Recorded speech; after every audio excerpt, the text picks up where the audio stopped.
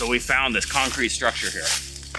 What do you think's inside? So back in the 50s, my grandfather built a bomb shelter. So he was a civil engineer in the Marines, and based on what was going on in the world, the geopolitical climate at the time, he wanted a safe place for his family to go. It's been a few decades since I've been in this thing, but we're gonna go explore it and I'll share it with you all today. So this door totally reminds me of Fallout. It's even got like a little glass window in it. All right, so we're inside. We've got the big door and I can actually see a chain over here.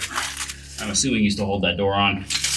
Right in here, it makes a super sharp 90-degree turn coming the other way. I assume this would block radiation. Let's go in. Here we go. Let's do it. We're into the long stretch here. Big corridor going down here, and then it looks like there's a drop off at the end. And I can also see there's like a little side section over there, so let's go check it out. All right, this is a pretty good... No, I'm just kidding, it's not that deep. Actually, there is a toilet right here. I don't know what the fuck these things are. They look like mummified cats, maybe? Yeah. 3 cats or something that seen better days. And then over here we've got a big opening going down to the well and some other old bunk areas. Anyways, yeah.